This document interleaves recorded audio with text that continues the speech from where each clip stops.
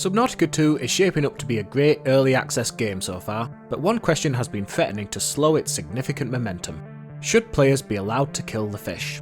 To summarise the argument, players desire a means to defend themselves against the terrifying and often violent alien fauna stalking them.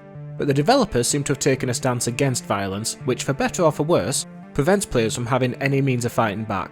Level designer Artyom O'Reilly even hit out with a snarky response. "This is not a killing game," and to "Go play Sons of the Forest," a quote that has prompted criticism, not least for its snarky tone and dismissiveness of the message. On the one hand, it's clear to see why players feel the need for violence bubbling up to the surface of this gigantic alien ocean. Subnautica 2's Proteus is a hostile place. Mara breaches churn the waters, hunting you relentlessly, often pursuing you right across the map.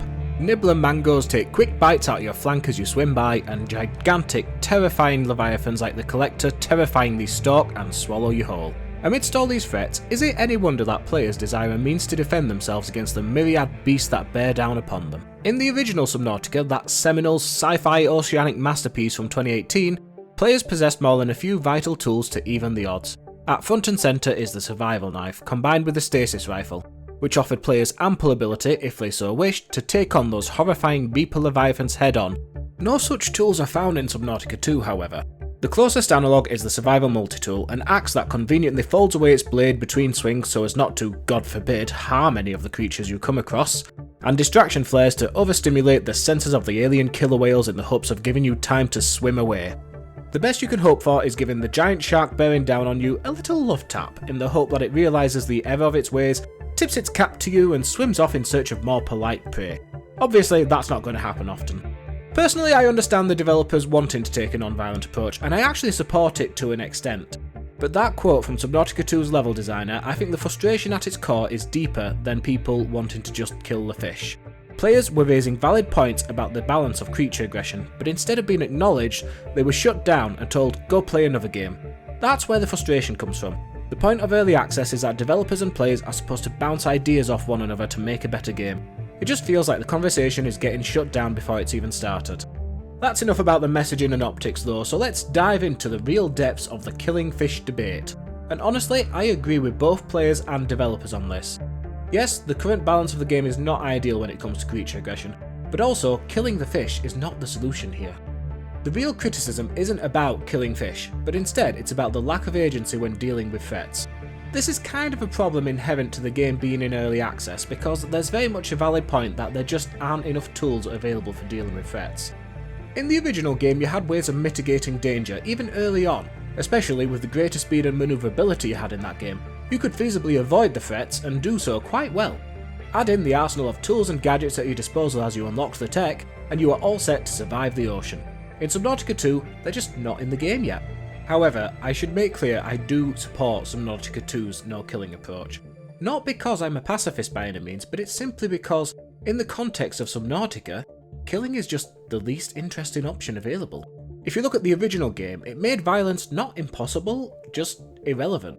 It actually made the game worse if you chose to do it. The thing about Reaper Leviathans in Subnautica 1 was that their terror made the original game more interesting. The threat, the fear, that distant roar echoing through the water as you spotted its terrifying silhouette swimming in the distance. It was a masterclass of terror as this behemoth stalked you through the ocean. That was exciting. That was the fun of the game. The thing about killing a Reaper Leviathan is that once you've done it, there's nothing left. The creature just falls to the ocean floor.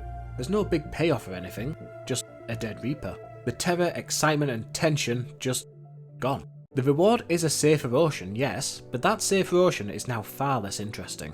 Subnautica is at its core a survival game, and has always been at its best when it feels like an alien ecosystem where you are the intruder.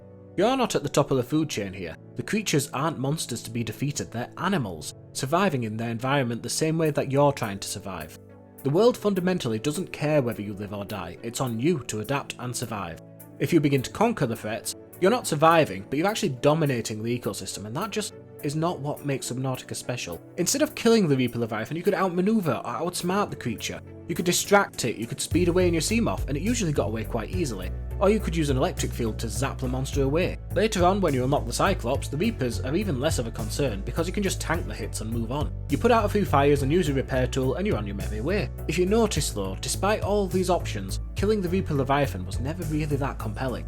This is where I think the conversation around weapons in Subnautica is missing the point. We've established already that being able to merely kill your threats undermines the atmosphere that makes Subnautica special, but fundamentally, killing is just not an interesting answer. Subnautica is a science fiction series set far into the future. There's stasis rifles, vortex torpedoes and teleportation, an endless list of high concept techno wizardry, potentially all at your disposal. In this setting, where the sky is the limit for all the weird, wacky and wonderful tech you could imagine, giving the player a gun feels like it's the least creative solution possible. My point is, why give the player something as simple as a gun to kill enemies, where you could instead flex your creative muscle and give us some real wacky solutions? What about a portable hologram projector that you could program to spawn a large Leviathan to scare off your potential predators?